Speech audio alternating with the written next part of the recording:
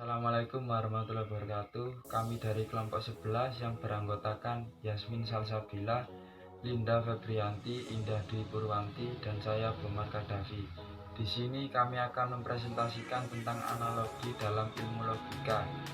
Yang pertama adalah pengertian analogi, yang kedua adalah macam-macam analogi, yang ketiga cara menilai analogi, dan yang terakhir bagaimana analogi yang pincang.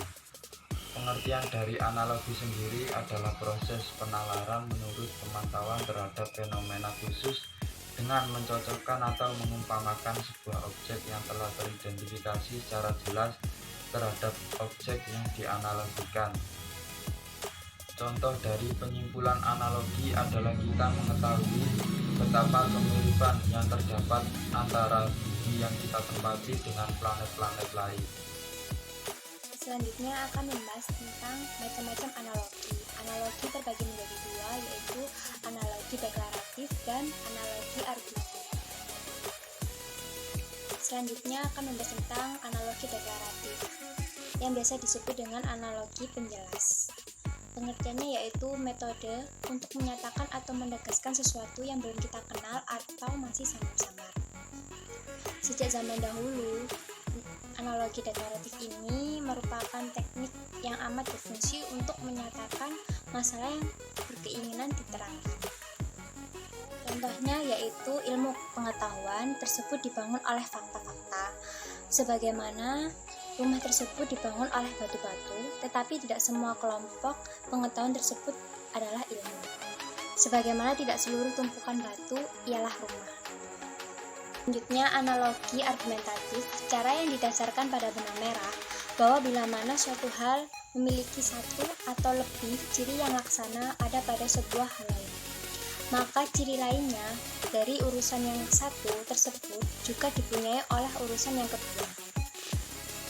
Dengan kata lain, analogi jenis ini analogi yang dibentuk menurut persamaan prinsipal yang terdapat pada dua fenomena.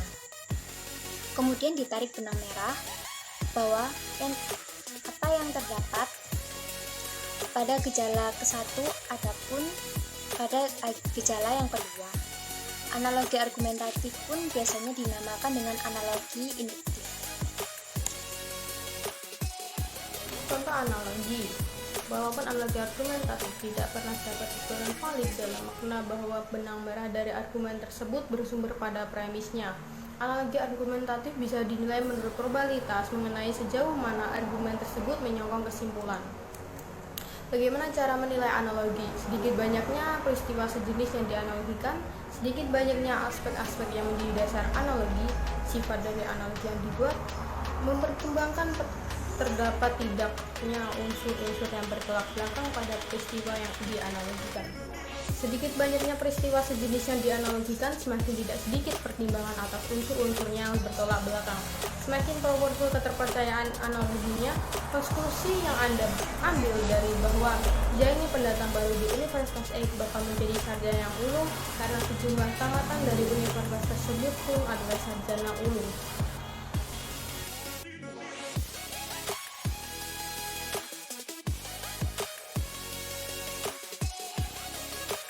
Kita simpulkan dari sifat dari analogi yang Anda buat, yaitu kita melihat sifat dari analogi tersebut. Dari contoh ini kita dapat simpulkan bahwa semakin rendah taksiran yang kita pikirkan dalam analogi kita, maka semakin powerful analogi itu. Tapi jika taksiran tersebut semakin tinggi, maka analogi tersebut dapat bersifat tidak analogikal. Kita akan mengkaji dari slide 15, yaitu mempertimbangkan terdapat tidaknya unsur-unsur yang bertolak belakang pada peristiwa yang dianalogikan. Saat kita melihat atau mendengar atau membaca sebuah pernyataan di mana pernyataan tersebut membutuhkan sebuah pertimbangan, sebelumnya kita saat melihat tersebut harus mempertimbangkan analogika pada pernyataan tersebut sehingga kita dapat menghasilkan analogika yang bagus dan baik. Baik, kita akan menjelaskan tentang slide 16, yaitu bagaimana analogi yang pincang. Analogi yang pincang tentunya dari kesalahan atau persamaan yang tidak tepat yang disebabkan oleh ada masalah yang tidak memenuhi syarat atau tidak bisa diterima, meskipun sepintas sulit untuk kita mengindikasikan. Jadi terdapat kesalahan analogi atau kesalahan induktif yang diberikan oleh seseorang sehingga menghasilkan analogi yang tidak tepat, sehingga disebut dengan analogi yang pincang. Saya akan menjelaskan tentang slide 17, di mana ada dua pernyataan yang berbeda, kejadian yang berbeda, dan emosi yang berbeda, sehingga menimbulkan atau menjadi contoh dari contoh analogi yang salah atau analogi induktif yang salah, sehingga menjadikan contoh analogi pincang. Mengapa hal itu salah? Karena dua hal ini itu sangat-sangat berbeda dan tidak bisa disamakan atau disetarakan dengan urusan yang berbeda, yang sebetulnya berbeda, jadi tidak bisa dianalogikan. Terima kasih. Wassalamualaikum warahmatullahi wabarakatuh. Kami dari kelompok 11 izin undur diri dan silakan memberi pertanyaan di e-learning. Terima kasih.